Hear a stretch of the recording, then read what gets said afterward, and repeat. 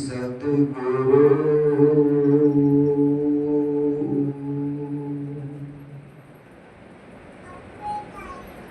मिलवै सर्वधा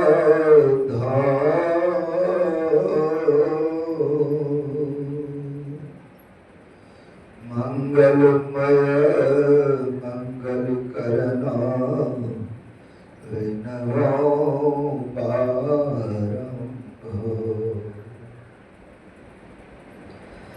ज्ञान उदयरु ज्ञान घना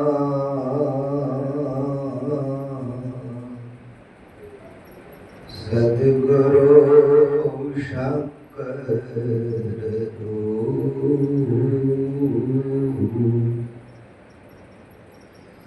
नमो नमो बहुपारहि सकल सुपूजन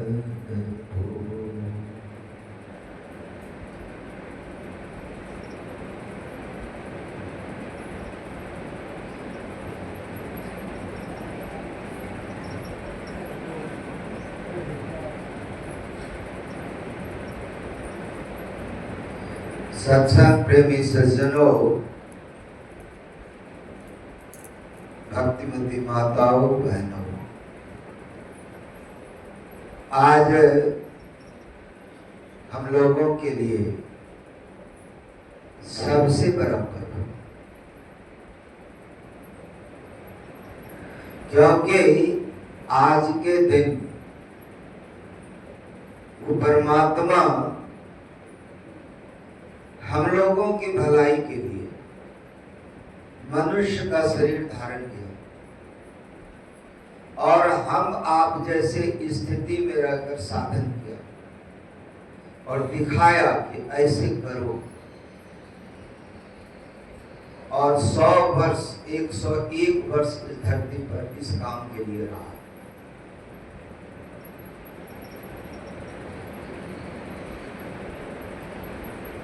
जितने गुरु हैं सभी परमात्मा के अवतरण हैं, और जब परमात्मा की मौज हुई,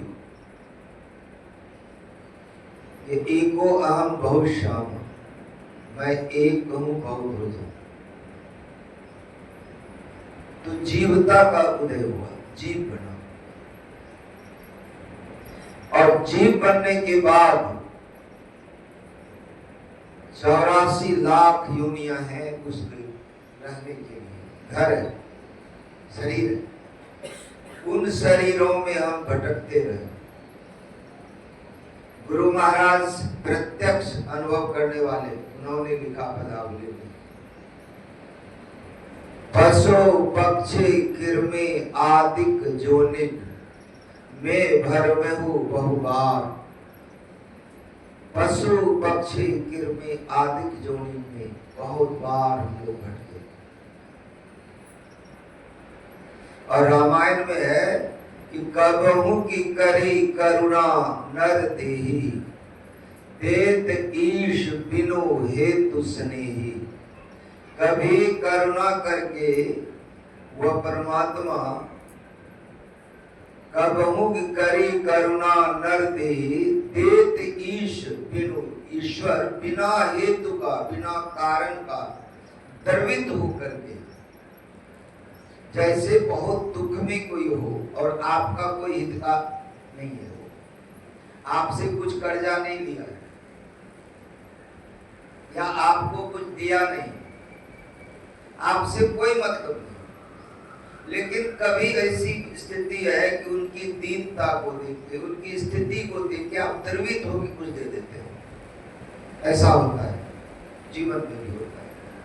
ठीक उसी तरह इस धरती पर जितने लोग हैं, वो जितना दया कर सकते हैं, जितना करुणा कर सकते हैं, जितना कुछ आपको दे सकते हैं, उन सबको मिला के करोड़ों गुना 1 सेकंड में परमात्मा दे सकते हैं। बहुत बड़ा हृदय। इसी कारण से उन्होंने करुणा करके, दया करके हम लोगों को मनुष्य का शरीर दिया। अब मनुष्य शरीर में भी लोग बिना गुरु के क्या क्या समाज में करते हैं, बिना सत्संग के क्या क्या करते हैं। और अलबत्ता मैं कहना चाहूंगा मंच से कि सत्संगी होकर के भी क्या करते हैं, वैरागी होकर के भी क्या करते हैं, इस समाज में प्रत्यक्ष है, आप देखते हैं। बावजूद इसके हम नहीं सुधरते। इसीलिए परमात्मा को जीव हित आप ही आवे सुरत को आई तारा है। जीव के हित के लिए वो परमात्मा स्वयं आप ही आवे, स्वयं परमात्मा मनुष्य की धारण। कहां पर गुरु महाराज के शरीर का अवतरण हुआ था, इसके लिए जस्ट कोरोना के 1 साल पहले, पता नहीं मेरे मन में भाव आया, हम लोग 6 जून को, 5 जून को यहाँ सत्संग हुआ था, 6 जून को हम लोग यहाँ से 9 स्कॉर्पियो 4 लग्जरी कार लेकर के हम लोग गए थे। 13 गाड़ी था और 144 आदमी हम लोग इस बाटम के और आसपास के गांव में थे। और उस गर्मी के दिन, अभी तो मई चल रहा है ना, जून में तो और गर्मी होगी, लेकिन क्यों गया था जून में कि जून में दिन बड़ा होता है, सबसे बड़ा, इसीलिए जून में जाकर के हम लोग लौट आए और सभी कोई उस स्थान को देखे थे। बड़ा इंटीरियर, वो जाते जाते अंदर अंदर जाते हुए हम लोग गए थे यहाँ से, तो बॉक्सी श्याम में गुरु महाराज का जन्म हुआ। वैशाख शुक्ल चतुर्दशी को, और ईस्वी हम लोग समझते हैं, हम लोग विक्रम और वो संवत नहीं समझ पा रहे हैं, नहीं हम लोग जानते भी हैं, उतना बहुत आदमी नहीं जानते। हम लोगों का असली तिथि जो हिंदी कला है वो अलग है। तो उस साल जो वैशाख शुक्ल चतुर्दशी था,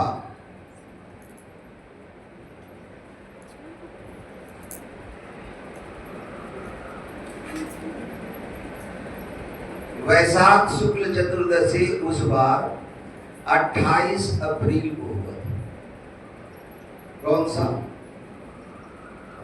1885 28 अप्रैल को पड़ा था और दिन था मंगल, क्योंकि मंगल मूर्ति सदगुरु का अवतरण हुआ। दिन था मंगल, 28 अप्रैल, लेकिन था वैशाख शुक्ल चतुर्दशी।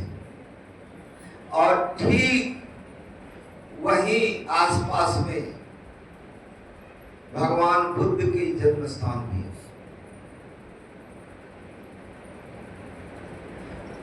और भगवान बुद्ध इस कलिकाल के पहले संत हुए।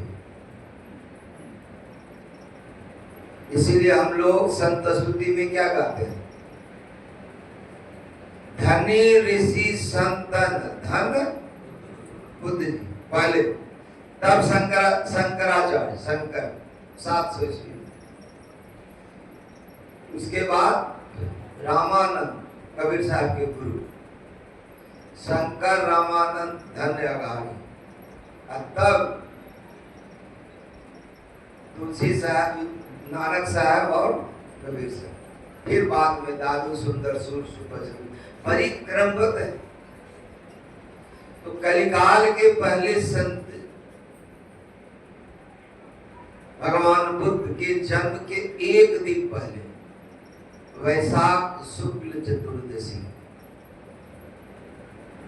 क्योंकि कल जो है वैशाख शुक्ल पूर्णिमा, कल भगवान बुद्ध की जयंती नहीं, हम लोग मनाएंगे पूर्णिमा को, तो वैसे भी हर पूर्णिमा को सत्संग होता है, कल हम लोग धूमधाम से सत्संग मनाएंगे। भगवान बुद्ध की जयंती कल मनाएंगे। उस समय भी भगवान बुद्ध के पूरे जीवनी को हम लोग बैठ करके आराम से सुने। जिनको समय नहीं रहेगा वो जाते रहेंगे, लेकिन कुछ बैठेंगे, कुछ पिपासु लोग हैं जो संतों की जीवनी जानना चाहते हैं, और वो मेरे पास भरपूर है। संतों की जीवनी आद्योपांत में जानता हूं। तो जब जन्म हुआ उस समय उनका घर वहां नहीं था, वे नानी के घर में थे। उनका घर था काजी ग्राम, पूर्णिया जिला में, लेकिन कोसी के बाढ़ के चलते कट गया था। वहां से वो लोग हट करके, काजी से हट करके सिकलीगढ़ धरारा में आए थे। सिकलीगढ़ धरारा, धरारा ग्राम से पूरब है कुछ मील, और वहां गढ़ है, अभी भी गढ़ है, ऊंचा स्थान है, और उसके चारों तरफ बड़ा सा नाला था। जहां भी गढ़ होता है या किला होता है, उसके चारों तरफ सुरक्षा के लिए जल की व्यवस्था होती है। आपको देखना है तो मुंगेर किला जाइए, उसके 4 गेट हैं, उत्तर दक्षिण पूर्व पश्चिम, चारों में नाला के ऊपर में एक सीढ़ी लगा हुआ है जिसको उठाया जा सकता है, और चारों तरफ उसका ये है। सबसे अच्छा गढ़ जो था इस धरती पर, और उसके चारों तरफ जो नाला थे, वो जो सबसे सुरक्षित था इस धरती पर, कौन किला था पता है?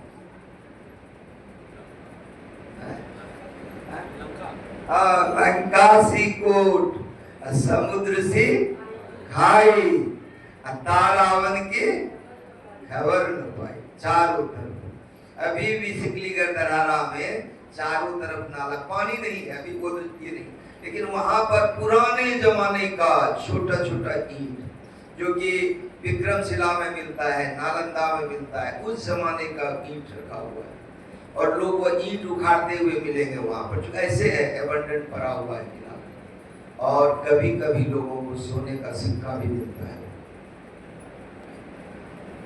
तो उसी सिकलीगढ़ धरारा में आकर के गुरु महाराज बसे, गुरु महाराज के पूर्वज बसे, दादा। और एक प्रथा है, बिहार में भी है, उत्तर प्रदेश में भी है, दक्षिण भारत में भी है, कि जब बहनें ससुराल में होती है और प्रसव अवस्था है, प्रेग्नेंट है, तो जन्म देने के लिए वो मायके आती है, ऐसा है प्रथा। तो इसीलिए गुरु महाराज की माता अपने मायके गई थी, वो आता खोक्सी श्याम, उदा किशन में थाना है, पहले सहरसा में था, अब मधेपुरा जिला में है। उदा किशनगंज जिला में खोक्सी श्याम, खोक्सी टोला है, श्याम बस्ती है, वहीं पर गुरु महाराज का जन्म हुआ। जन्म के समय उनके माथे पर 7 जटाएं थी। कुछ विलक्षण सी बात होती है। भगवान बुद्ध का जन्म भी बड़ा विलक्षण से हुआ था, वो कल बताएंगे, आज नहीं बताएंगे। जैसे गोस्वामी तुलसीदास जी का जन्म हुआ तो 32 दांत उनके मुंह में। अब बताइए, कोई बच्चा है, जन्म हुआ, 32 दांत जो होता है हम लोग को मैक्सिमम, 32 दांत उनके मुंह में। कुछ न कुछ विलक्षणता होती है, कुछ न कुछ पहचान होती है। 7 जटाएं को माँ चाहती थी कि वो जटाएं न रहे, कोई बच्चा का जटा हो तो माँ चाहेगी कि जटा हो, कंघी से बार बार सुलझा देती, और सुलझाने के बाद अपने आप वो 7 के 7 हो जाती। तो 7 जटाओं से ही लोग समझ जाते थे कि अवश्य कोई योगी का, कोई ऋषि का, कोई महर्षि का जन्म हुआ है। उनका घर जो था सिकलीगढ़ धरारा, वहां उनके पिताजी बहुजन लाल दास और माता जनकवती थी। उस समय उनके पिताजी को 75 बीघा जमीन था, क्योंकि बाकी जमीन कोसी में कट गया था। इधर जो 75 बीघा था वो बड़ी उपजाऊ और बहुत अच्छा जमीन माना जाता है। उसी आसपास मेरा भी जन्म स्थान हम जानते हैं, 3 फसल होता है वो, 3 फसल। रबी होने के बाद एक बीच में मूंग टाइप का कुछ हो जाता है, फिर बाद में धन रोपनी होता है, सब में धान होता है, गेहूं होता है, एक दाल होता है। ऐसे उपजाऊ जमीन थी। लेकिन होता है ना कि बहुत आदमी बहुत पढ़े लिखे हैं तो बहुत जमीन होने के बावजूद भी सरकारी नौकरी करते हैं। तो गुरु महाराज के पिताजी जो बहुजन लाल दास थे, वे गढ़ बनेली राज्य के राज्य पदाधिकारी थे, अकाउंटेंट थे, पूरे राज्य अकाउंटेंट जनरल कहेंगे, इतने बड़े पद पर थे, पैसा कमाते थे। लेकिन जो महापुरुषों की जीवनी में होता है, भगवान बुद्ध जन्म लिए और तुरंत उनकी माता मर गई। ये बात कल बताएंगे क्यों ऐसा हुआ, इसका क्या कारण था। ये भगवान बुद्ध ने स्वयं किया था, स्वयं किया। तो यहाँ पर गुरु महाराज के जन्म के 4 साल के बाद, तो 4 साल के थे, 4था साल प्रवेश ही हुआ, उनकी मां मर गई, उनकी मां मर गई। इस पर मैं बताता हूँ एक दृष्टांत कि हमारे पूज्य बाबा के जीवन में कोई प्रिय नहीं था सिवाय एक माँ का। माँ बहुत अच्छा मानते थे, माँ को ये बड़ी चीज जान से मानते, माँ बेटा में बड़ा ये।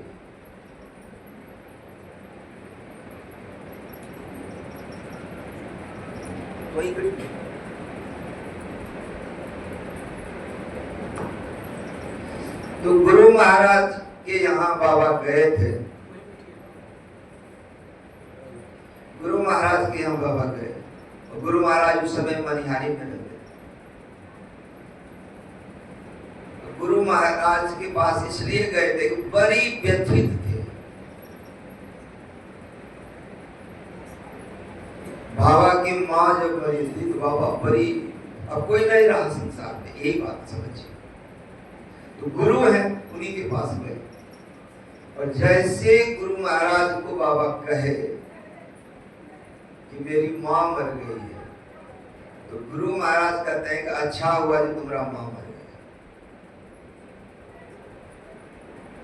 तो बाबा स्वयं बताए थे, कोई आदमी नहीं जानता था।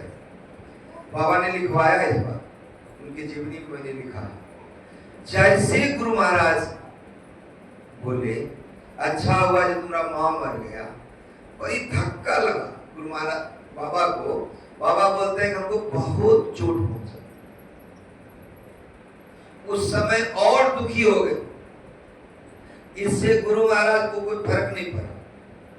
लेकिन बाद में बाबा स्वयं बोले कि बहुत बाद में मुझे पता लगा कि वैराग्य में जाने के लिए मां ही अड़चन है।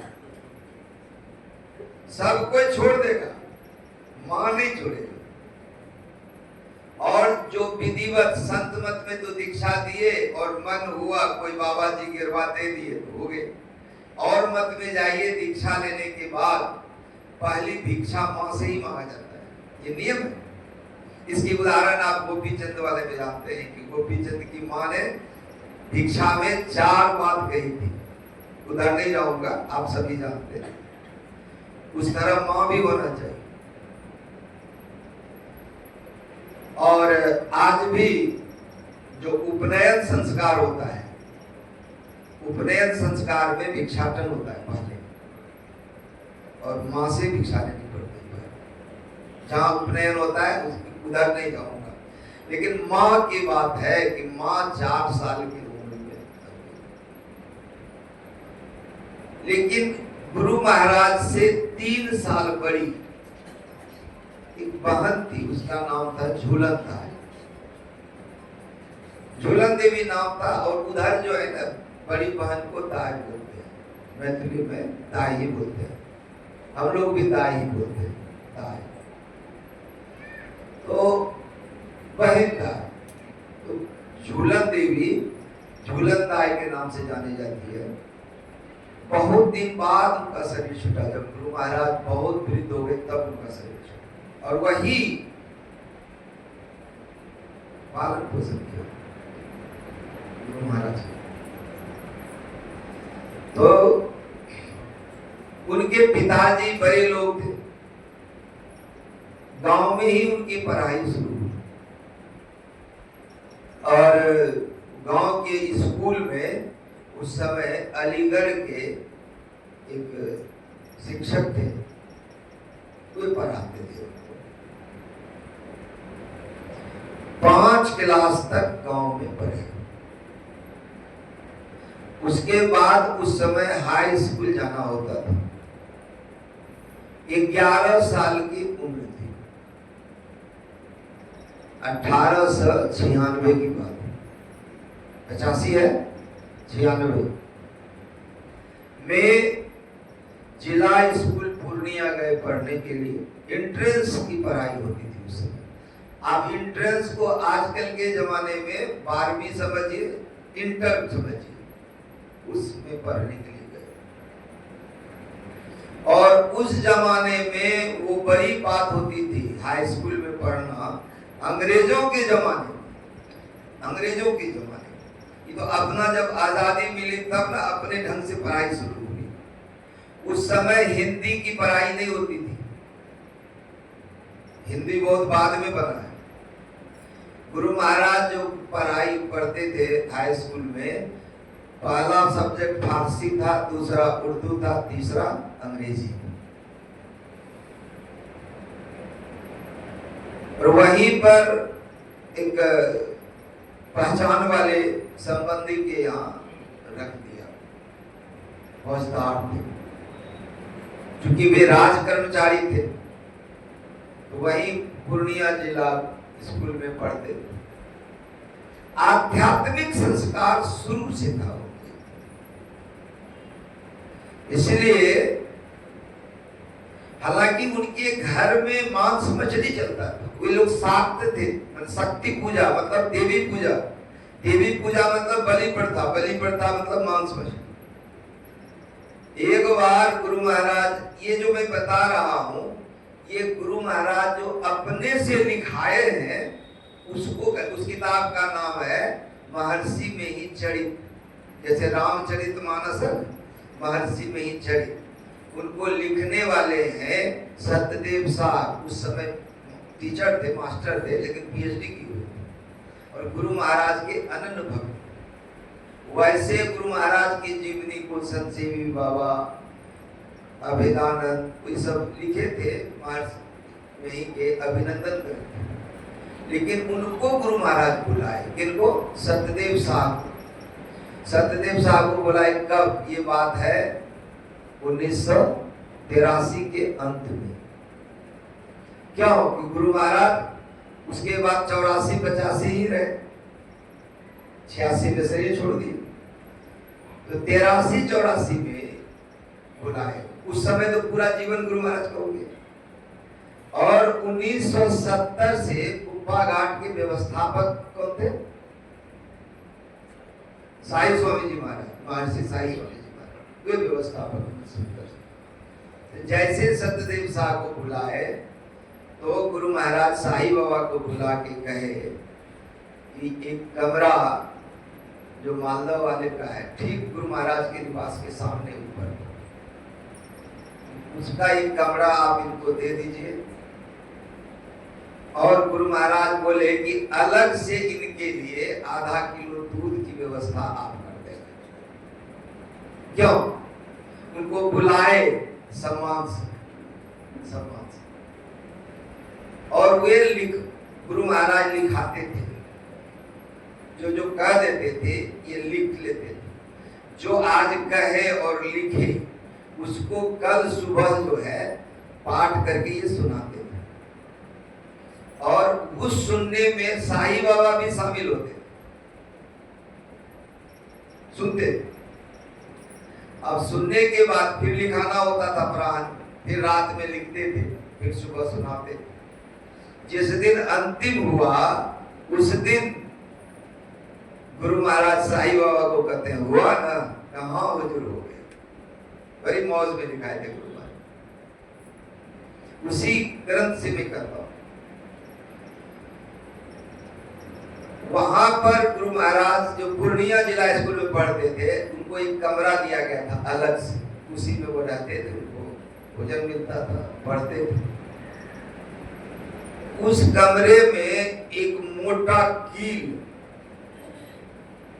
लोहे का कमरे के कोने में गाड़ दिए थे, ठोक दिए थे हथौड़ी से, और स्नान करने के बाद उस कील पर पानी चढ़ाते थे।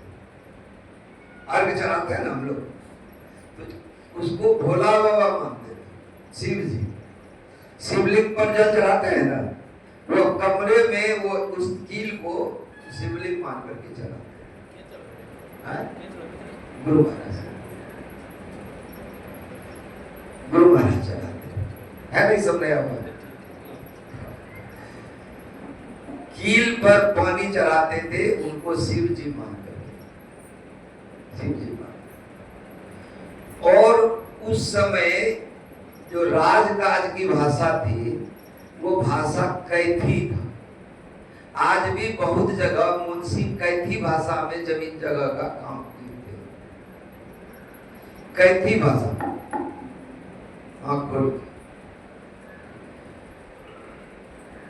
कैथी भाषा हिंदी भाषा के शब्द से लगभग मिलता है, और दूसरी भाषा जो हिंदी भाषा के शब्द से मिलता है, अक्षर की बात मैं कर रहा हूं, वो है गुजराती।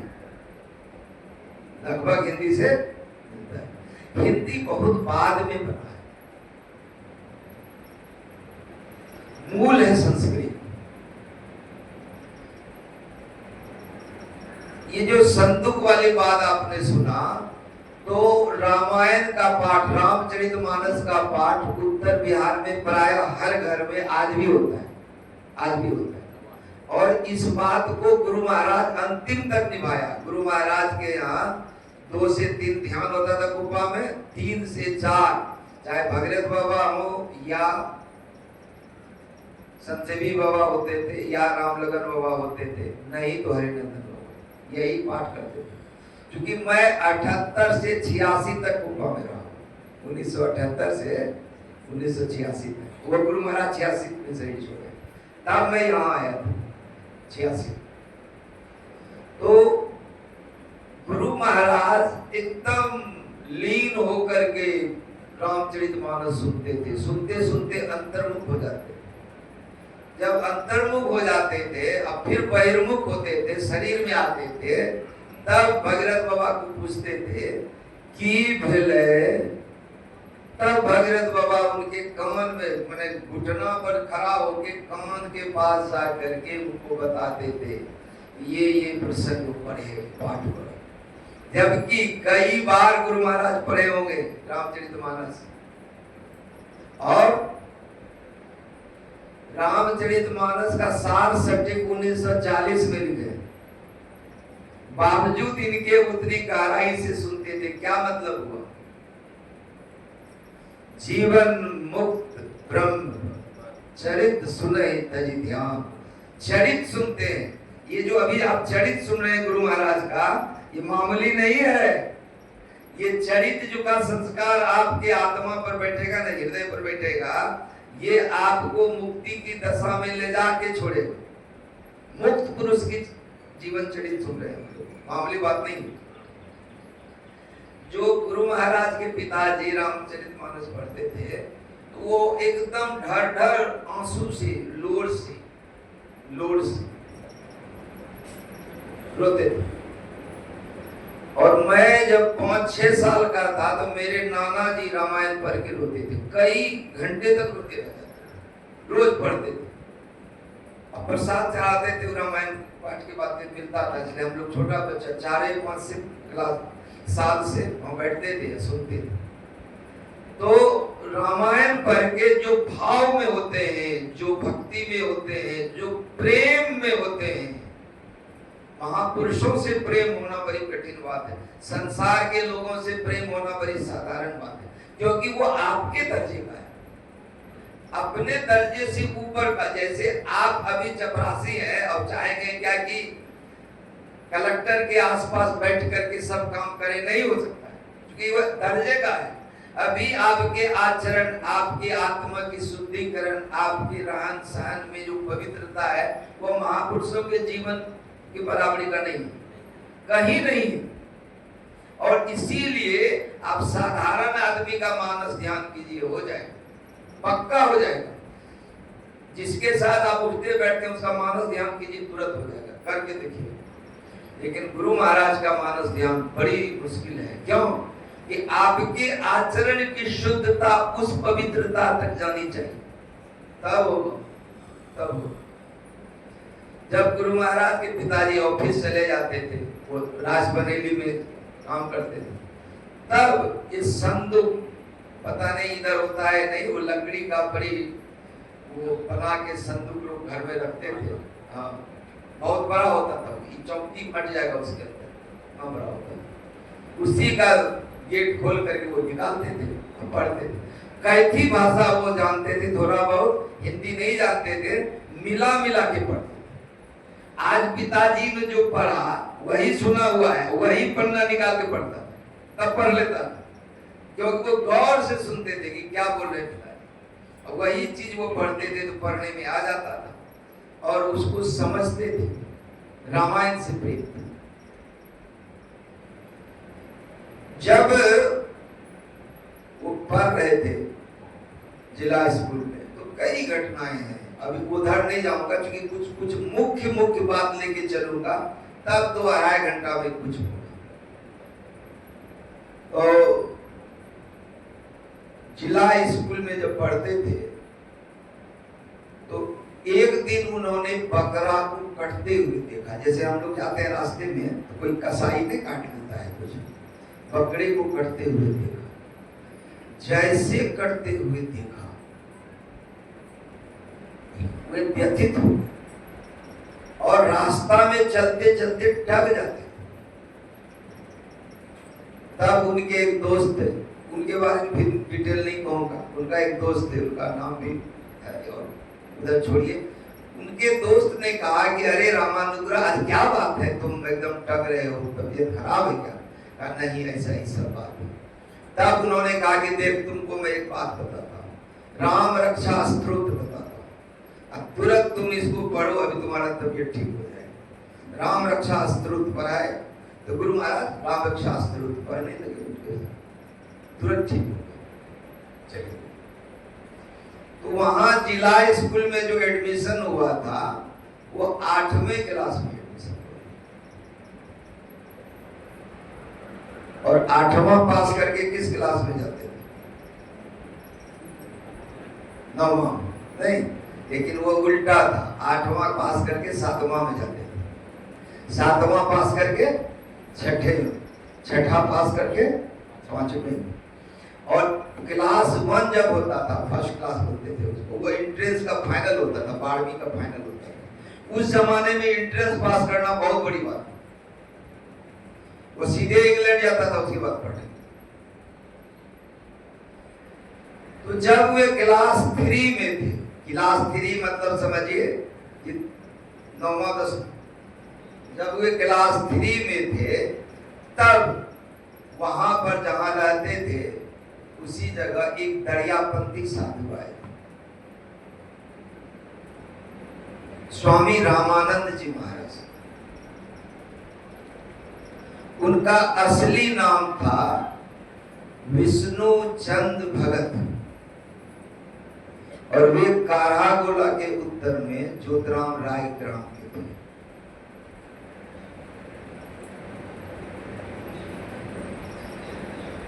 वे जब आए, उनके गुरु जो थे, एक कब बाबा नाम था, वो छपरा के थे, भाट जाति के थे, उनसे वो दीक्षित थे।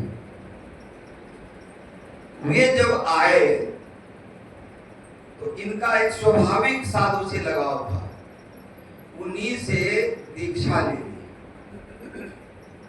उस समय इनको मानस जप, मानस ध्यान और दृष्टि साधन नहीं था। वो क्या था? खुले नेत्रों से त्राटक था, खुले नेत्रों से त्राटक, आंख खोल करके सामने देखना किसी बिंदु को, तो ये 3 काम उन्होंने बताया और ये सीखने लगे। और यदि कोई विद्यार्थी कोई स्पेशल काम करता है तो मास्टर को पता लग जाता है। तो वहां के जिला स्कूल के जो सेकेंड मास्टर थे वे बड़े अच्छे थे, वे भी बड़े, उस जमाने में शिक्षक की क्वालिटी बहुत ऊंची होती थी। तो वे कहा कि देखो तुम्हारा प्रिसेप्टर जो प्रिसेप्ट किया, जो दीक्षा दिया, कहा कि अगर तुम क्लास 3 बढ़िया से पास करके सेकंड में चले गए तब तो हम समझेंगे कि तुम्हारा प्रिसेप्टर ठीक, और नहीं यदि भक्ति भजन भाव में डूब गए या इधर पढ़ाई खत्म हो गया तब तो हम नहीं समझेंगे तेरा प्रिसेप्टर ठीक। परीक्षा हुई 3rd क्लास, सेकंड में गए बड़े अच्छे नंबर से। तो वो जो सेकंड मास्टर थे आध्यात्मिक वृत्ति वाले, वे भी बड़े मानने लगे, बहुत ज्यादा, बहुत ज्यादा। और अपने घर की स्थिति से ये बड़े उपराम थे, बच्चे थे और 4-5 साल का बच्चा, दीपावली का दिन और माँ मछली बना रही, दीपावली के दिन मांस मछली खाने वाले लोग मछली बनाते हुए देख करके ये माँ को, माँ मैंने सौतेली माँ तो 4 वर्ष में मर गई, 5 वर्ष के होंगे, सौतेली माँ को बोला कि माँ आज लक्ष्मी पूजन के दिन तुम ये क्या बना रहे हो, मछली क्यों बना रहे हो, आज बड़ा शुभ दिन है। और जब भी इनको मछली खिलाया जाए तो कांटा इसके गले में लग जाता था, जब भी खिलाया जाए अवश्य, और तुरंत ये मछली को वोमिट कर देते थे, मतलब वमन कर देते थे, वो छड़ देते थे, खाया नहीं तो इस स्थिति में। अब क्या होता है कि एक हिलोरा मारता है, जब आप कुछ काम करें और यदि भक्ति भाव होता है तो कई बार हिलोरा मारता है। एक बार ऐसा हुआ कि पढ़ते थे और इनको वैराग्य ऐसा हुआ, कहा कि अब सब छोड़ छाड़ के ध्यान करेंगे। पढ़ते हुए ही स्कूल से एक दिन निकल करके चले गए, वहां से पूर्णिया से आ रहे थे करागोला, करागोला में गंगा बहती। अब वहां से 36 मील, उस जमाने में किलोमीटर नहीं होता था, मील।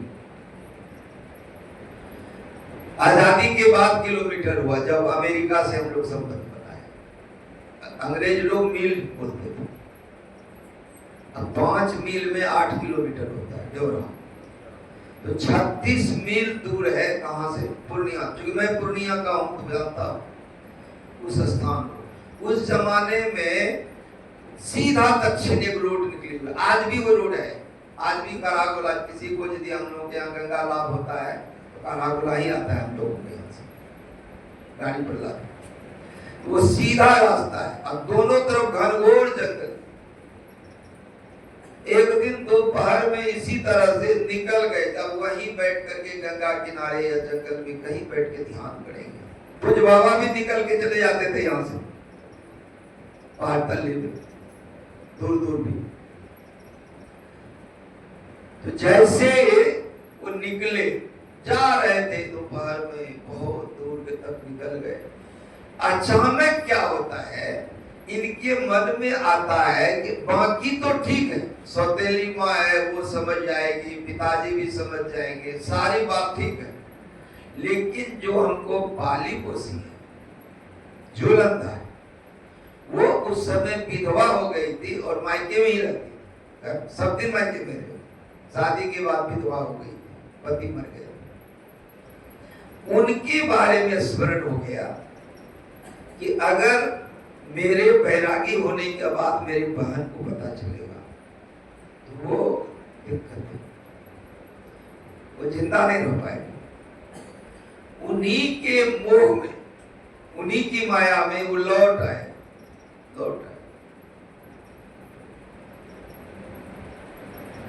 दोबारा गए, एक तांत्रिक के पास रह गए, वहां से भी आए। वो कहानी बहुत महत्वपूर्ण नहीं है, इसीलिए उधर छोड़ देता हूं। जिला स्कूल में जो परीक्षा होता था, एक तो सेमेस्टर होता था 3 महीने का,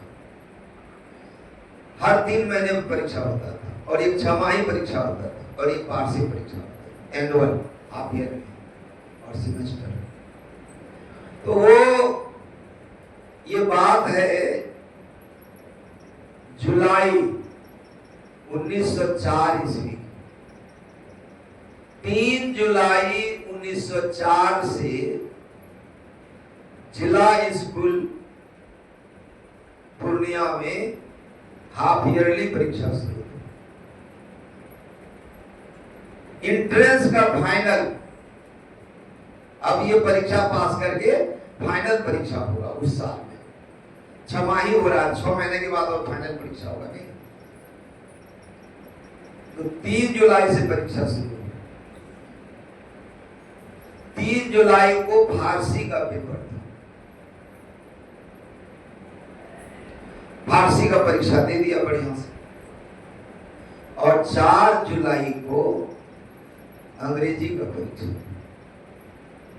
और अंग्रेजी परीक्षा में पहला क्वेश्चन था कि अपने स्मरण से, वो अंग्रेजी में है, अंग्रेजी में बोल भी सकता हूँ, यहाँ अंग्रेजी बोलना उतना उचित नहीं होगा, मैं कभी 1-2 लाइन अंग्रेजी बीच में नहीं बोलता हूँ, उसकी बात नहीं है। और जहां अंग्रेजी बोलता हूँ वहां हिंदी नहीं बोलता हूँ, ऐसा हुआ है दक्षिण भारत में कई जगह पर हो सकता है। तो अंग्रेजी में जो था उसका हिंदी यही है कि अपने स्मरण से बिल्डर्स कविता को लिखो और उसको अपनी भाषा में इसको खुलासा करो, प्रकाश करो। अब बिल्डर कविता लिखे, बिल्डर मतलब होता है बनाने वाला, आजकल नहीं होता है घर बनाने वाला बिल्डर। तो बिल्डर जो होता है, असली बिल्डर कौन होता है? जो घर बनाता है, असली बिल्डर कौन है? परमात्मा नहीं, ईंटा। जो घर बनता है सब कुछ हो, ईंटा नहीं, ईंटा। बिल्डर कविता में है कि हम लोगों का जो जीवन है उसका एक एक दिन एक ईंटा है।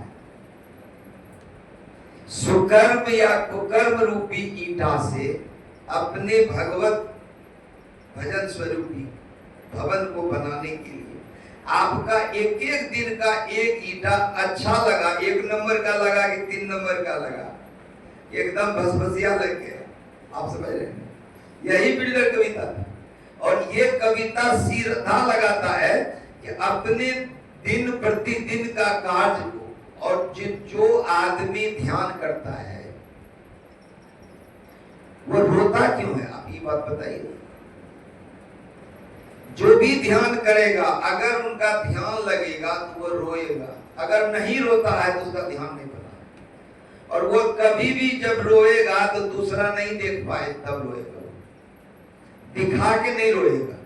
दिखा के स्टेज पर रोता है, ड्रामाबाजी स्टेज पर होता है, दिखा के ड्रामाबाजी, वो नहीं। वो क्यों रोता है? अगर आपका भी ध्यान बन जाए गुरु महाराज की दया से, आज तो संकल्प लेने का दिन, जो आज संकल्प लेगा उसका ध्यान बनेगा। ध्यान बन गया तो पहले रोएंगे। क्यों रोएंगे? बता देता हूं क्यों रोएंगे। इसलिए रोएंगे कि उनको बड़ी अफसोस होता है कि एक एक सेकंड जो मेरा चला गया, अभी तक का जो जीवन था, वो फालतू मैंने कि गुस्सा कुटने में हमने बिता दिया, और कोई बात नहीं। उसको ये लगता है कि ये जो जीवन गुजारे, मुड़ के उधर यदि घुस जाए, धस जाए तो एकदम समेट के ध्यान करके निकल जाए, क्योंकि समय कम बचता है। बहुत को समय कम बचता है। जब समझ में आती है बात, जब ध्यान की बात आती है, उस समय फिर वो जाने का टिकट लगभग रिजर्वेशन कंफर्म होने पर होता है। नहीं, कम से कम RSC तो हो ही जाता है कि अब जाएगा, तब की बात है, तब रोता है। तो गुरु महाराज के जीवन की बात है। तो वो 4 जुलाई। अब एक बात समझ लीजिए, जो बात आप जैसे जो चीज आप पढ़ रहे हैं या जो चीज सुन रहे हैं वहां दिमाग भी लेके जाइए तो लगेगा हकीकत सुन रहे हैं। दिमाग कैसे ले जाना है? जैसे कि आज 11 मई को इतना धूप है, इतनी गर्मी है ना आज 11 मई को। 4 जुलाई जब आएगा तो गर्मी तो क्या रहेगा, उमस रहता है उसमें क्या रहता है, उमस। वर्षा के समय में कीड़ा मकोड़ा रात में खच खच करता है, उमस होता है। आप पंखा चलाइए, कूलर चलाइए, आपका पसीना नहीं सूखेगा, नहीं सूखेगा। ह्यूमिडिटी बहुत ज्यादा रहता है। और वही समय था, बहुत गर्मी, बहुत उमस। ऐसे समय में 4 जुलाई को वे परीक्षा दे रहे थे अंग्रेजी का। और होते होते बिल्डर लिखते लिखते लिखते वो लिखते लिखते लिख दिए। उनको लग गया कि नहीं, जिंदगी का एक एक क्षण, एक एक दिन, एक एक घंटा, एक एक मिनट, एक एक सेकंड और कीमती है। इसको दुनियावी चीजों में अब नहीं फेंकना है, अब इसको संभाल करके उधर लगा देना। तो वैराग्य बढ़ते बढ़ते बढ़ते नहीं होता है। किसी को किसी आदमी से प्रेम होता है और आदमी से प्रेम होते होते होते बढ़ते बढ़ते बढ़ते वो जीवन का ऐसा घटना घटित हो जाता है कि सारी मर्यादाओं को तोड़ करके वो उसके साथ भाग जाता है ना? वो माँ बाप को नहीं उस समय सोचता है कि क्या सोचेगा माँ बाप, क्या समाज में ही होगा हिंसा, वो कुछ नहीं, वो पागल हो जाता है।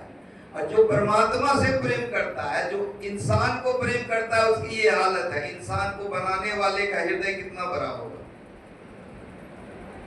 उनसे जो दिल लगा बैठेगा वो संसार को छोड़ देगा। वो तो दुनिया में ही भागा, कहीं और बहुत शहर में जाके रह रहा है, कमा रहा है, आया। लेकिन जो परमात्मा से प्रेम करेगा वह दुनिया को छोड़ देगा। जब लगी नाता जगत का तब लगी भक्ति न हो, नात दूर भक्ति करे भक्त कहावे सो। वही बात होता है। तो उनको वैराग होते होते होते परमात्मा से दिल लग गया। परीक्षा हॉल में ऐसा हो गया। क्यों परीक्षा हॉल में ऐसा हुआ? सत्संग में ही आके क्यों ओंगी लगता है, झुकनी लगता है? क्यों? यहाँ आराम है, जहां भी एकाग्रता होगा, आराम होगा, चैन मिलेगा, सुकून मिलेगा, वहां नींद आ जाएगी। उसी तरह से परीक्षा के हॉल में बड़ी एकाग्रता होती है। मैंने बहुत परीक्षा दिया, पहला क्लास से लेकर एमएससी पीएचडी तक, एलएलबी एमबीए तक दिया परीक्षा, बहुत परीक्षा दी। परीक्षा का अनुभव हमको बहुत, और अच्छे नंबर से पास करते थे, इसीलिए बड़ी एकाग्रता रहती थी। परीक्षा के हॉल में जो एकाग्रता होती है वो एकाग्रता ध्यान का ही है। और उसी एकाग्रता में गुरु महाराज का जो उचाट हो गया, संसार से उचाट हो गया, खट से हो जाता है। ये जैसे स्विच ऑफ करते हैं, बॉल बंद हो गया, उसी तरह से संसार से बॉल बंद हो जाता है, संसार से स्विच ऑफ हो जाता है, परमात्मा से दिल लग जाता है। और वही हुआ। आकर के सेकंड मास्टर जो थे, जो प्रिपरेटर की बात कर रहे थे, वही थे गाड़ी में। और उन्हीं को पूछा कि मैं आई गो आउट सर? यस, जा सकते हो। पेशाब करने के बहाने से निकले। उस जमाने में था कि आप परीक्षा दे रहे हैं और बाथरूम जा रहे हैं तो आपके साथ चपरासी जाए।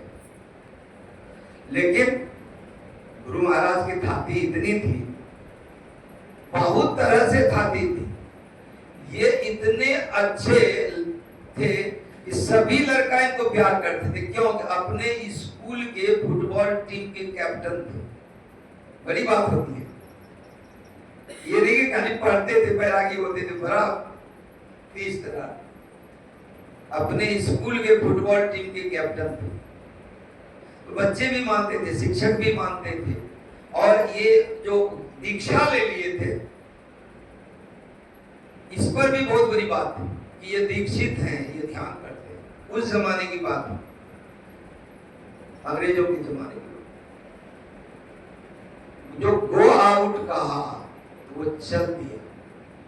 उस जमाने में जो बड़े क्लास में पढ़ते थे, इंटर में जो पढ़ते थे, वे धोती पहनते थे।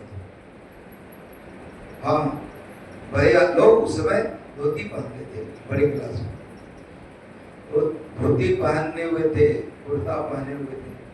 और इनके दिमाग में उस समय पूर्णिया से दार्जिलिंग नजदीक है, पूरब तरफ है। पूर्णिया से पूरब पहले किशनगंज है, किशनगंज के बाद ठाकुरगंज होते हुए सिलीगुड़ी है।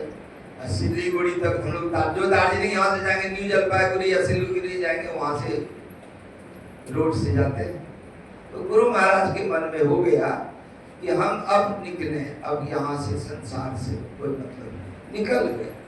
निकल गए मतलब निकल गए, चले गए, उस रास्ते पर निकल गए। भूख प्यास लगी हुई थी और ऐसा हो गया कि कोई साधु मिल गए, कुछ मांगने लगा कि बच्चा कुछ दो, धोती निकाल के दे दिया, कुर्ता दे दी, एक लंगोटी पहना हुआ बस। और गर्मी का दिन, उमस का दिन। और इस समय आप जाइएगा तो कुछ शहर गांव बस गया है पूर्णिया किशनगंज के बीच में। मैं तो उधर पढ़ता था स्कूल में, तो जानता हूँ उधर। उस समय मेरे समय में भी, मेरे समय का मतलब है 1960-70 की बात है, उस समय भी घने जंगल थे। आज भी बहुत घना जंगल हो। उसी जंगल के बीच वो दार्जिलिंग रोड, आसाम रोड कहते हैं उसको, आसाम रोड पर चले गए। अब देखिए, एक तो नशा है, एक वेग है, एक तीक्ष्ण बात है कि दुनिया को छोड़ देना नहीं होता है। किसी का किसी से दिल टूट जाता है, जैसे दिल टूट जाता है उसके दिल से वो उतर जाता है, फिर वो कभी उसके दिल पर नहीं बैठ सकता। ठीक उसी तरह से जिनके हृदय से संसार टूट जाता है,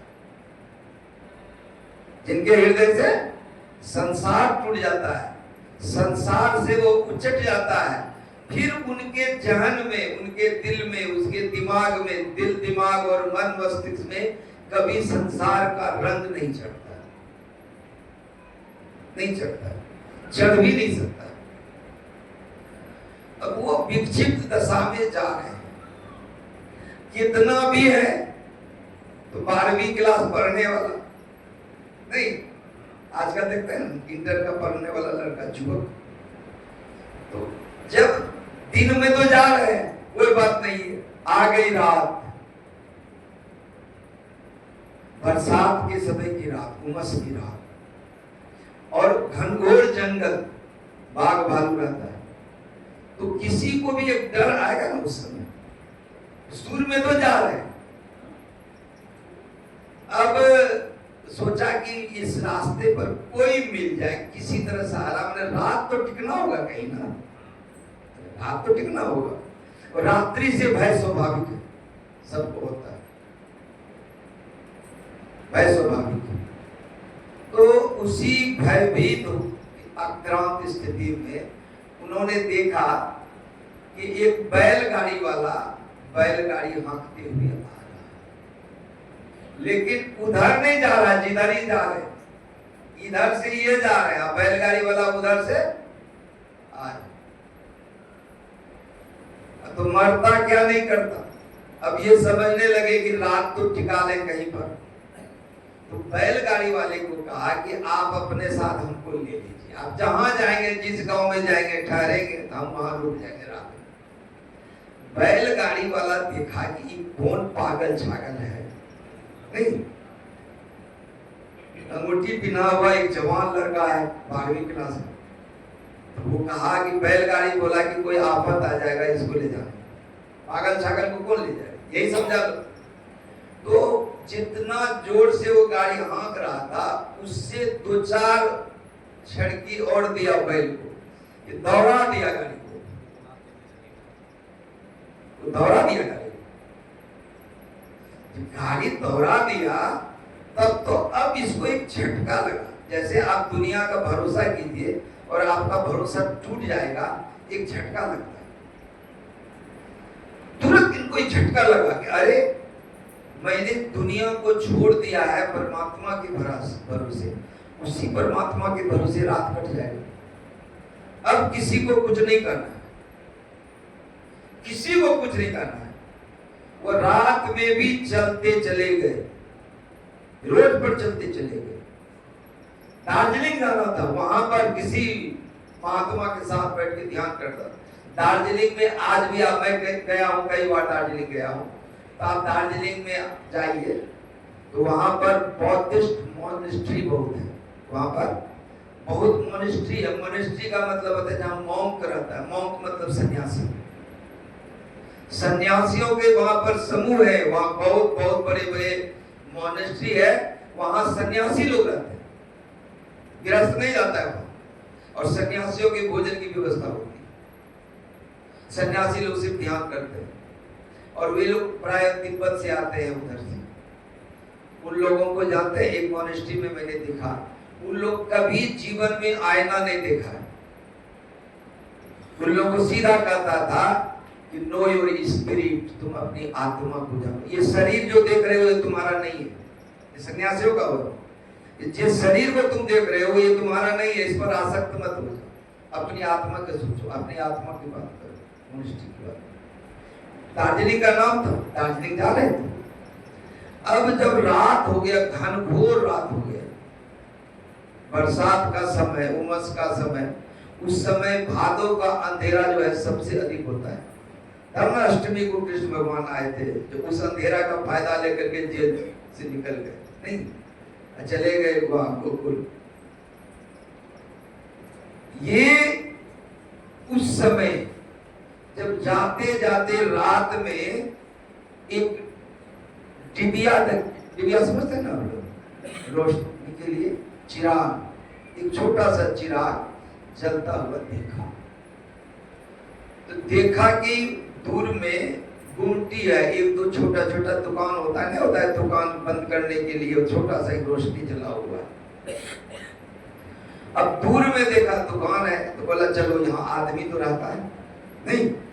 तो वहीं पर एक गाछ के ओर में बैठ गए कि यहाँ चूंकि आदमी का आना जाना है, आदमी का आवागमन है, तो यहाँ कम से कम जंगली जानवर नहीं आएगा। रात भर बैठ जाते हैं, देखा जाएगा कल जो हो देखा जाएगा। तो जैसे वहां पर बैठे, रात का समय, अकेला बैठे वृक्ष के ओट में, तुरंत दो चार कुत्ता आगे भूखने लगा। रात में आप कहीं रहिएगा और आदमी का वहां पर रहन सहन है तो कुत्ता तो होगा ही। और कुत्ता भूखने लगा, जोर जोर से भूखने लगा। जैसे कुत्ता भूखने लगा, अंग्रेज का जमाना था, ये इधर का नहीं था राज। अंग्रेज के जमाने में कुत्ता भूखना था कि दो सिपाही आ गया, वो दो पुलिस आ गए। और वे दोनों पुलिस ने देखा गौर से, पुलिस का नजर होता है नहीं, गौर से देखा। तो एक ने समझा और दूसरे को कहा कि इनको नया बाण लगा है, इनको अभी नया बाण लगा है। तो कहा कि वो पकड़ा नहीं कि आप कौन हो, भूलिया दो क्या है नहीं है, उसको पकड़, मैंने उससे कहा, पकड़ के ले गए, कहा कि आप चलिए हमारे। तो अपने यहाँ ले गए, आराम से बैठाए और वे दोनों पूछे। अब साधु का वेश है, एक लंगोटी पिना हुआ, साधु का ही वेश है। तो कहा कि महाराज हम लोग राजपूत जात के हैं, हम लोगों के हाथ का यदि आप खाएं तो हम लोग भोजन बना देते हैं, अगर आप नहीं खाएंगे हम लोग क्या। उस जमाने की बात है जिस समय छुआछूत बहुत था, किनके हाथ का कौन खा सकता है। प्राय सन्यासी स्वपाकी होता था, अपने बनाया हुआ खाते थे। तो गुरु महाराज तो थके थे, दिन भर का चला हुआ, कहा कि आपका ही बनाया हुआ खा ले। वो बड़े प्रेम से भात दाल तरकारी बनाए और इनको खाने के लिए दिए, रात्रि में बनाए। तो इन्होंने 2 कौर खाया, तीसरा कौर उठाया तो उसमें एक फतिंगा मरा हुआ था। वो कौर को जो ग्रास था उसको धर दिए थाली में और थाली को ठेल दी कि अब नहीं खाएंगे। वो लोग भी देखे तो बड़ा दुख हुआ कि साधु के लिए भोजन बनाया और कैसे फतिंगा आ गया, इसमें भर गया। फिर गुरु महाराज को कहने लगे कि महाराज आपके लिए हम दही चूड़ा के ला देते हैं, खा लीजिए। तो गुरु महाराज कहे कि परमात्मा को 2 ग्रास ही खिलाना था। ये मैं इसलिए बता रहा हूं कि एक ईश्वर पर अचल विश्वास, पूर्ण भरोसा, तब आदमी वैराग्य होता है। गृहस्थी भी बहुत वैरागी होते हैं अंदर अंदर जी, और साधु भी बहुत रागी होते हैं अंदर अंदर। तो कर दिया कि परमात्मा हमको 2 ग्रास भोजन खिलाने वाले थे, इसीलिए। और वे लोग मन ही मन सोचने लगे कि अभी इनको किसी तरह खिला पिला के रखें, सवेरे इनको खिला पिला करके थाना ले जाना है। कहा कि वहां पर तो है कि किन्हीं को देखे अनट्रेस्ड, जिसका हुलिया है तो थाना में हुलिया दिया जाता था।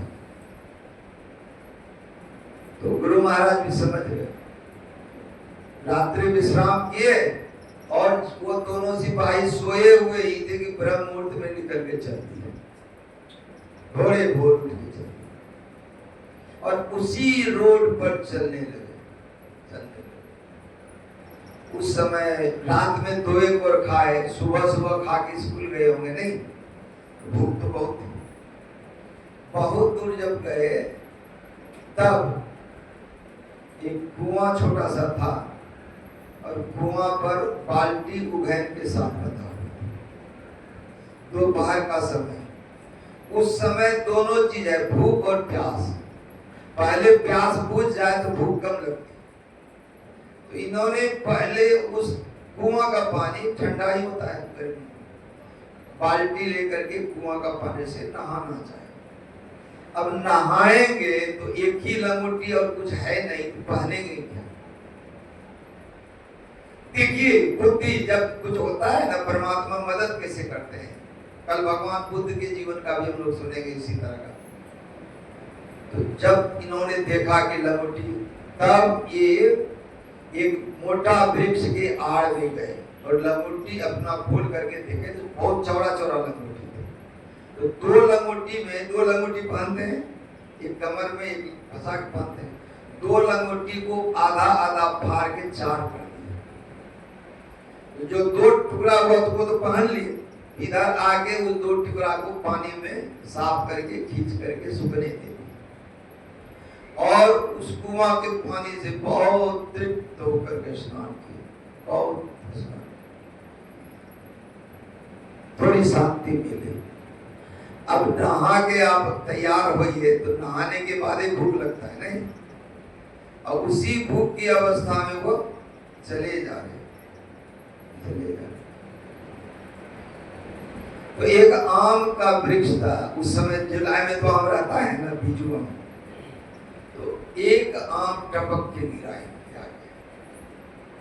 उस आम को उठा करके पाए, खाए।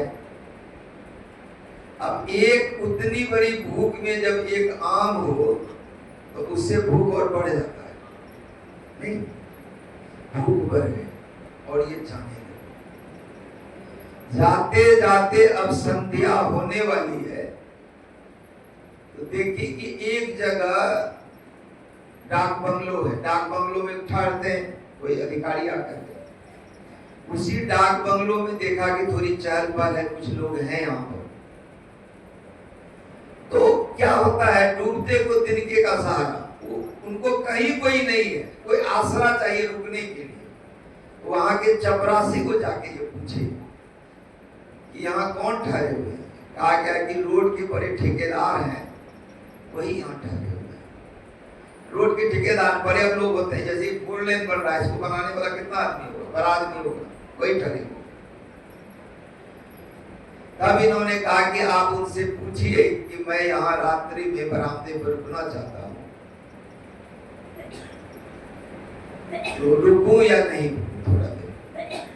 तो चपरासी भी समझदार था, कहा क्या कि पूछने की बात नहीं है, आप आराम से बरामदे पर बैठे, कोई दिक्कत नहीं। तो बरामदे पर बैठे हुए ही थे कि ओम गए। बहुत थका हुआ आदमी बैठेगा तो सो जाएगा, ये ओम के सो गए, बैठे बैठे वो लग के सो गए। और बरामदे पर है और अंदर में ठेकेदार साहब। अब ठेकेदार साहब बाहर निकले किसी काम से, तो देखा कि एक सन्यासी बैठा हुआ है, एक विरक्त बैठा हुआ, वैरागी बैठा हुआ है। तो उनको जगा के पूछा क्या हाल है, भोजन हुआ कि नहीं, पहली बात भोजन हुआ कि नहीं। कहा भाई भोजन नहीं हुआ। तो कहा आप भोजन क्या बनाएंगे? तो कहा कि बस चावल दाल दे दीजिए, हम तुरंत खिचड़ी बना के खा लेंगे।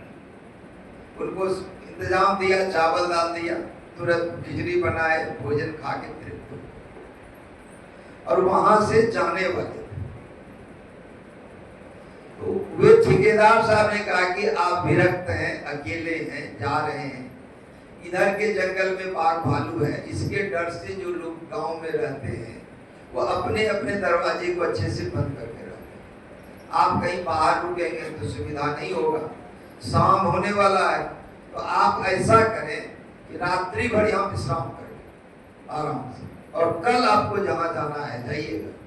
इन्होंने कहा कि हम दार्जिलिंग जाएंगे। ठीक है रहिए। तो रात्रि भोजन के बाद ठेकेदार साहब ने इनको बुलाया।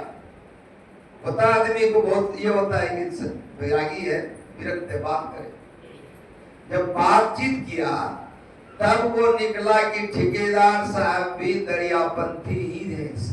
जैसे हम लोग सत्संगी हैं, कहीं दूर चले जाए। मैं बचपन में अपने स्कूल से एक बार गया था ऋषिकेश। ऋषिकेश में धीरेन्द्र बाबा के आश्रम में गुरु महाराज का फोटो देखा था लटका हुआ।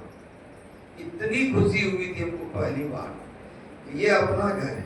और जब धीरेन्द्र बाबा आए तब उनको कहे कि हम आए हैं यहाँ से, तब उन्होंने कमंडल ले जा करके भिक्षाटन करके वहां पर अन्य क्षेत्र से भोजन लाए थे हमारे लिए। तो जो सत्संगी का प्रेम होता है उस समय बहुत हो जाता है। तो वो भी दरियापंथी साधु से दीक्षित थे। कौन? वो ठेकेदार साहब। और गुरु महाराज भी दरियापंथी से दीक्षित थे। तो आपस में गुरु भाई हो गए, बड़ी प्रेम, बहुत प्रेम हो गया। तब बैठा के उसको रात में समझाए कि देखिए आप जो दार्जिलिंग जा रहे हैं वहां पर सन्यासी भी मिलेगा, मॉनेस्ट्री भी मिलेगा, लेकिन तांत्रिक लोग ज्यादा मिलेगा, वहां पर आपको अच्छा नहीं होगा। क्योंकि आप सत्संगी हैं, गुरु भाई हैं, इसलिए आपको मैं समझा के कहता हूं कि आप वहां नहीं जाए। आपको एक स्थान बता देता हूं, पातालगंगा।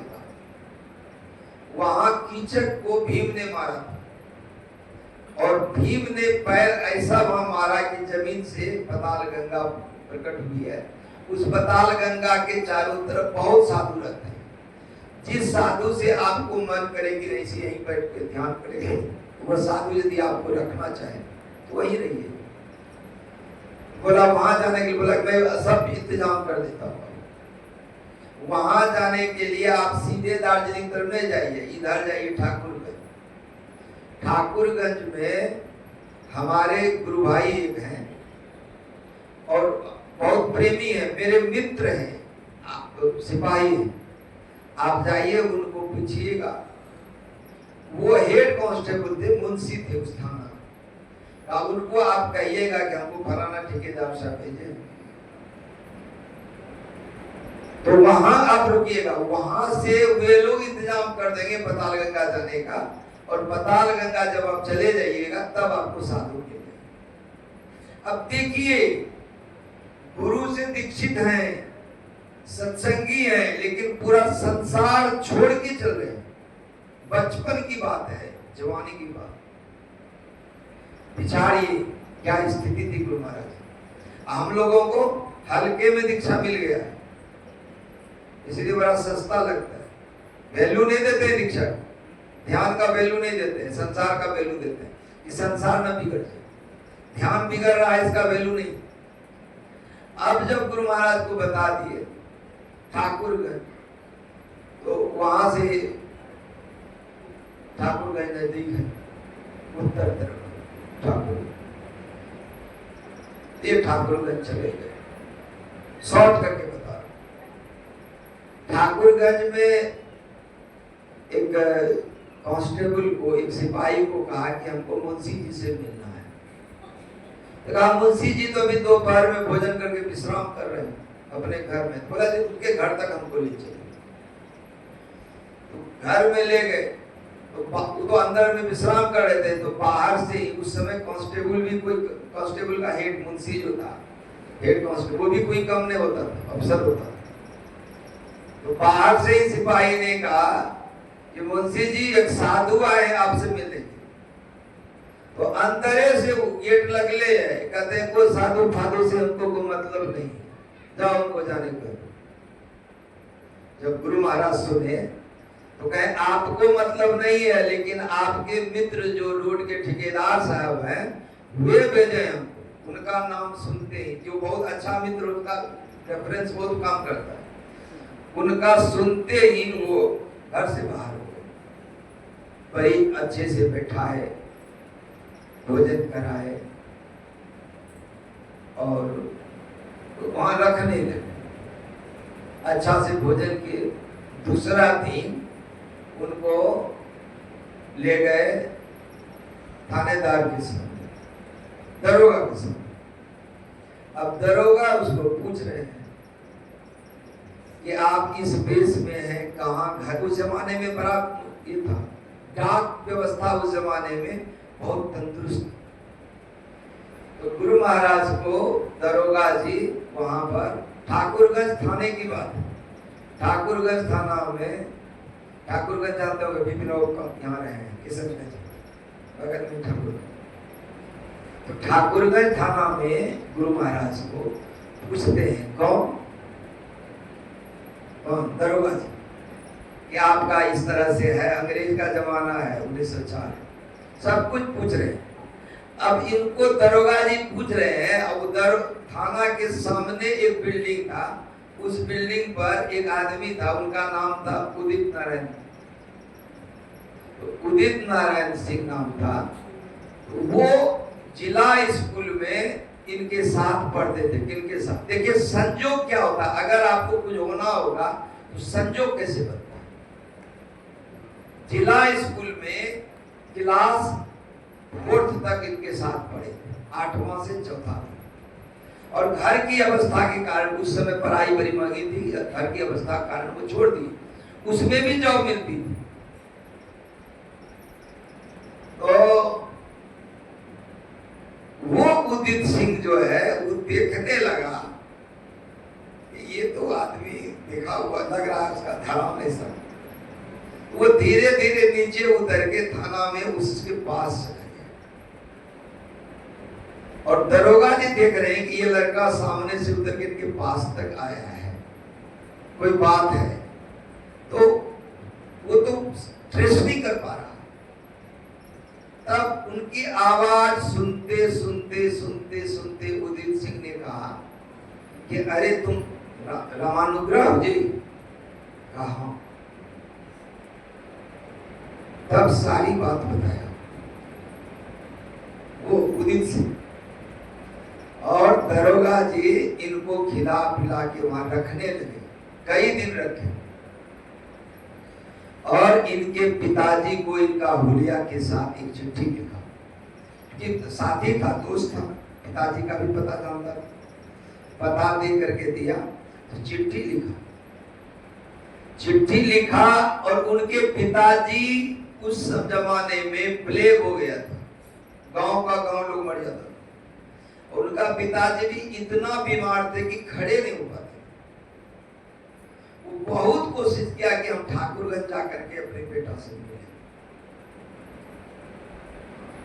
उनको लाए, लेकिन नहीं जा पाए। ये विधि का विधान है, ये सारी संरचना उन्हीं की हुई, नहीं ले जा सकते। जब 15 दिन तक उनको, गुरु महाराज को दरोगा जी वहां रोक के के रखे ठाकुर जन थाना में। तब उनको कहे क्या कि मुंशी जी को बोले कि अब इनको जाने का पताल गंगा जाना है, ठेकेदार साहब के हिसाब से का पताल गंगा जाने के लिए आप इनको इंतजाम कर दीजिए। तो इनको कुछ पैसे दिए और ये कंबल दिए, उस उमस के जमाने में कंबल दिए, इसको आप ले जाए। क्या कंबल की क्या जरूरत है इस गर्मी में? क्या कि आप जहाँ जा रहे हैं पाताल गंगा, वहां आपको एक कंबल भी कम पड़ जाएगा, कई कंबल लगेगा इस समय वहां ओढ़ने के लिए, बहुत ठंड है। अब इसको रखिए, तो उन्होंने रख लिया और तब वो पाताल गंगा के रास्ते पर। अब देखिए उसी समय की बात है जो बाबा सुनाए कि भूख लगी उनको, भूख लगी तो सोचे कि किसी घर से मांग ले। एक घर के बाहर से कहा कि आवाज दी, कोई है? 2 बार आवाज दिया, तीसरी बार जोर से आवाज दिया तो माता जी गेट खोल करके बाहर आए, घर का दरवाजा खोल और इन्होंने कहा कि कुछ दीजिए हमको भिक्षा में। तो वही पहला बात बोला कि हाय तुम कितना, ऐसा शब्द बोला कि इनको बहुत जोर से लगा। और वो माता बोली कि तुमको देंगे, मेरा बेटा मरा है, अभी सभी को ले गया श्मशान उसको, तुम अगर मेरे बेटे को ले आओ तब तुमको भिक्षा दें। तब गुरु महाराज को धक्का लगा और गुरु महाराज समझ गए और इतना झटका लगा कि रिटर्न हो गए, रिबॉन्ड हो गए। जब कदम में मारता है ना चोट से तो लगता है रिबॉन्ड हो जाता है, तब वहां से छटपटा के लौट आए। अब आगे नहीं। इस तरह से जो अनायास यात्रा है, अज्ञात पथ है कि कहां जा रहे हैं, किनके पास जाना है, कहां रुकना है, क्या खाना है, कोई बात नहीं, तो कहां जाए?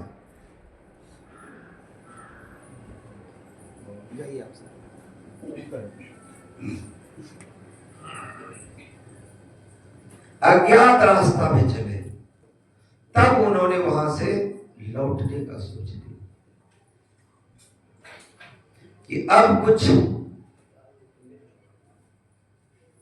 इधर नहीं हो गया, अज्ञात लौट गए। लौट के आए तो भाई ठाकुरगंज आ गए मुंशी जी के पास। तो मुंशी जी ने कहा कि आपको मैंने पहले कहा कि इधर साधु लोग जो हैं ये दूसरे हैं। आप देखिएगा ये हिमालय में 2 भाग है। एक भाग जो है दार्जिलिंग के पूरब जो आसाम है, इधर मेघालय है, शिलोंग है, अरुणाचल प्रदेश है, इधर तांत्रिक भरे पड़े, इधर तंत्र विद्या है। और वो तंत्र विद्या मैं कई बार सत्संग में यहाँ बताया हूँ, तंत्र मंत्र और यंत्र के बारे में, ये 3 है। बीच बीच में बताता हूँ, ये जानना चाहिए। जिस रास्ते पर हम लोग चले ध्यान करने का, ये तंत्र का रास्ता है। लेकिन ये कौन तंत्र है?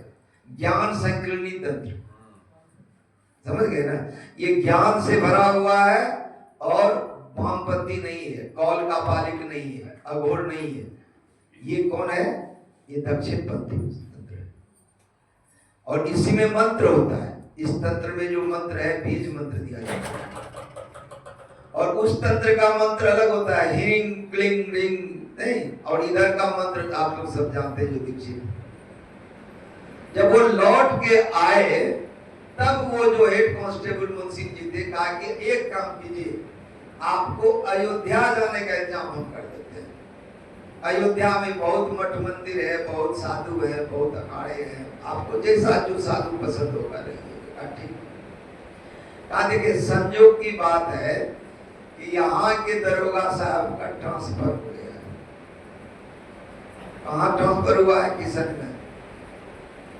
और किशनगंज के जो अभी दरोगा हैं वो हमारे चाचा,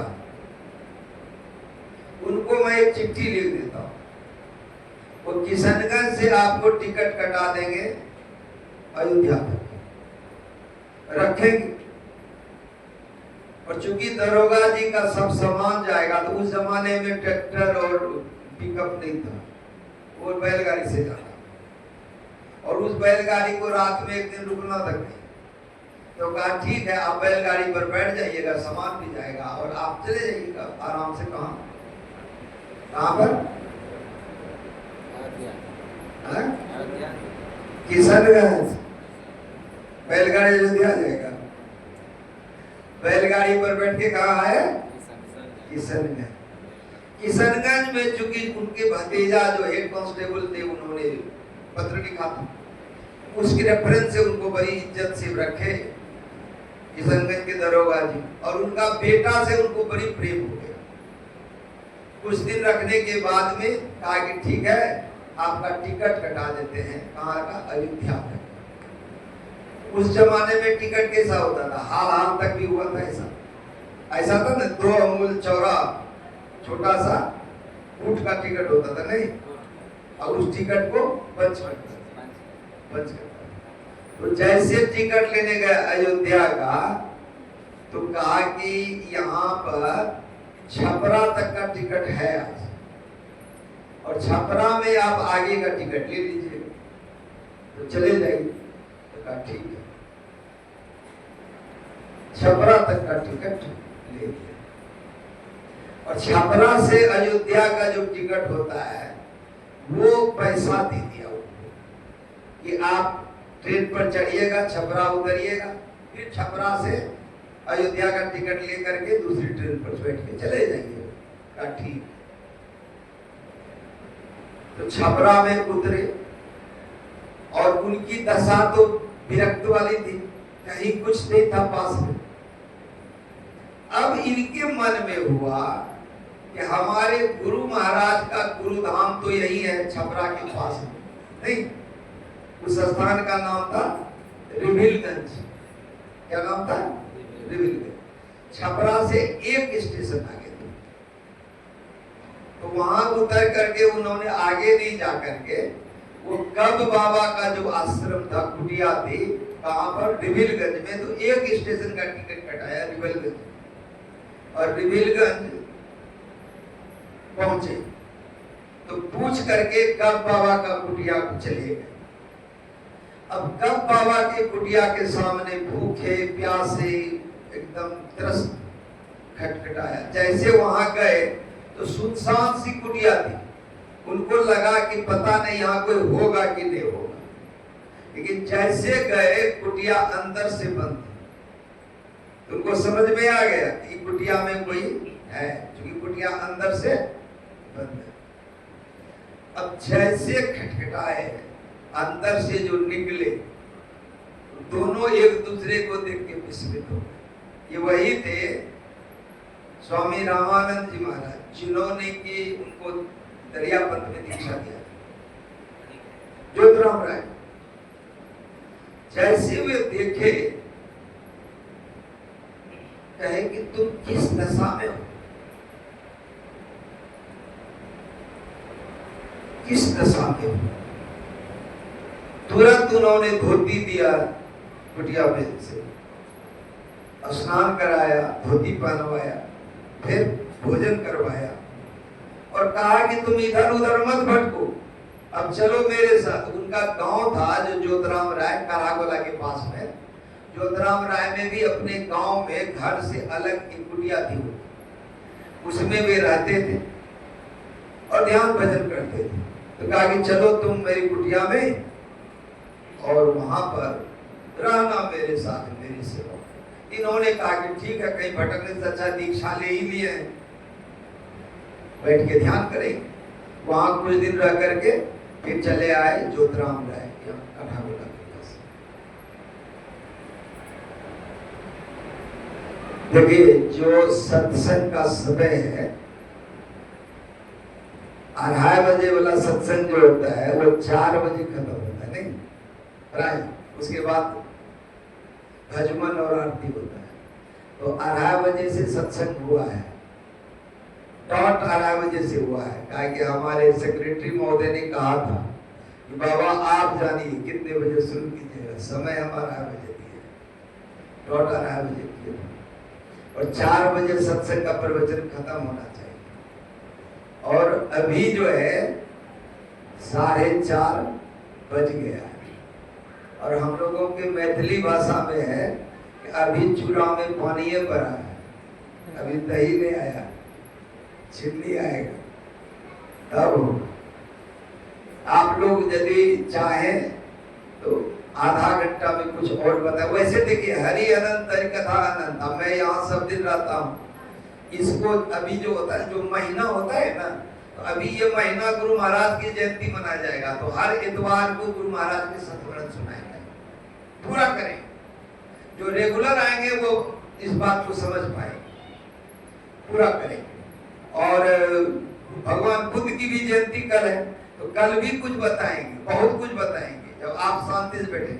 और समय पूरा होगा तो आगे रविवार के दिन पहले गुरु महाराज के जीवन वृत्त और उसके बाद फिर भगवान बुद्ध का जीवन वृत्त इस महीना में बताएंगे। तो आप लोग यदि कहें तो अभी भजन होगा, उसके बाद आरती होगा, खत्म होगा अगले रविवार को, क्योंकि कल भगवान बुद्ध की जयंती है। कल 3 बजे से सत्संग होगा और वो बड़े गहरे सत्संग होंगे। बैराग वहां भी बहुत हुआ था, यहाँ 75 बीघा जमीन छोड़ के गए थे और वहां पर एक चक्रवर्ती सम्राट का साम्राज्य छोड़ के गए। बात समझ रहे हैं? दोनों जगह छोड़ के बैराग हुआ।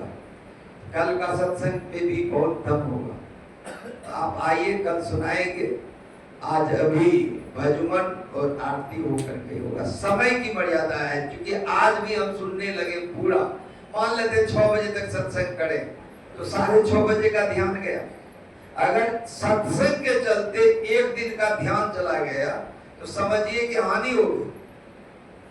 और मुझे ये बात मंच से कहने में कोई भय नहीं है कि जब मैं कहीं आसपास में देखता हूं कि महात्मा 10 बजे सब संतन की बलिहारी कर रहे हैं और 10 से 12 वो सत्संग कर रहे हैं, तो ध्यान कब करेंगे या ध्यान कब करने कहेंगे भगत? या शाम 6 बजे यदि वो कहते हैं सब संतन की बलिहारी, तो 6 से 8 यदि वो सत्संग करते हैं तो ध्यान कब किया जाए? गुरु महाराज के जीवन का एक बात बताता हूं, मैं देखी हुई बात बताता हूं।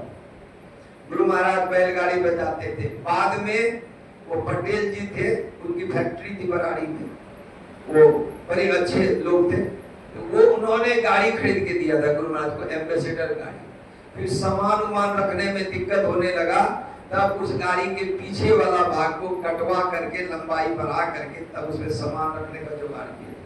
वही गाड़ी कटने के लिए कलकत्ता गई थी और एक बार पटेल जी ने गाड़ी लाया गुरु महाराज को अपने निवास से सत्संग हॉल ले जाने के लिए। कहां पर? कुपाघाट में। और लेट हो गया था और गुरु महाराज मंच पर जब कैसे गए तो बोले कि मैं आज थोड़ा सा देर से आया, क्योंकि मेरी अपनी गाड़ी होती तो मैं देर नहीं होता। लोगों ने हमारे लिए गाड़ी नहीं लाई समय पर, इसीलिए मैं देर हो गया। अब बताइए, मैंने देखा है। तो गुरु महाराज जब जाते थे तो जिस समय ध्यान की समय हो गया वहीं रुक करके सब लोग उतर करके, बल्कि वो व्यवस्था होती थी कि हम यहाँ पहुंचेंगे इतने समय में, वहां ध्यान और जलपान का समय होता था। जहां सत्संग होता था बैलगाड़ी वहीं रुकती थी और वो स्थान निश्चित होता था कितना दूर तक पहुंचेंगे, वहां पर सत्संग होगा या वहां ध्यान होगा, वहां रात्रि विश्राम होगा। ध्यान के समय और सत्संग के समय यात्रा बंद रहती। बताइए कितनी बड़ी डिसिप्लिन रही गुरु महाराज के जीवन। हम लोगों को भी ये बात याद रखना चाहिए। कभी कभी होता है ट्रेन के एसी फर्स्ट क्लास में सेकंड क्लास में बैठते हैं, बड़े बड़े लोग रहते हैं और समय पर यदि ध्यान करने लगा तब वो बड़े प्रभावित होते हैं, कहते हैं कि महाराज जी आप समय पर बैठे, किस मत के हैं, क्या है, थोड़ा बताइए। वो बताते बताते भी कितने लोग दीक्षा लिए, कितने लोग ट्रेन पर हम सफर हैं और वो बाद में पता ले लिए, फोन ले लिया, बाद में फोन करके आए कि हम आएंगे आपके पास दीक्षा के लिए।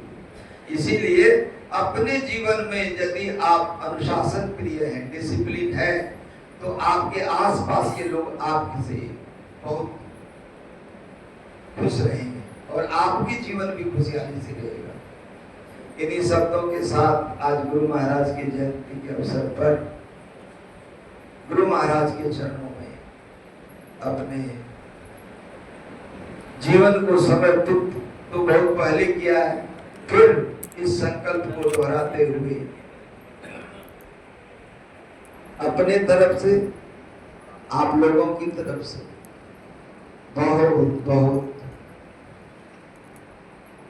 समर्पण ही कर सकते हैं, धन्यवाद भी नहीं कर सकते हैं, प्रणाम कर सकते हैं, और जो भी हो उसके लिए शब्द नहीं है, तो गुरु महाराज को अपने चरणों में रखने के लिए निवेदन करते हुए अपनी वाणी को विराम देता हूँ। श्री सद्गुरु महाराज की जय।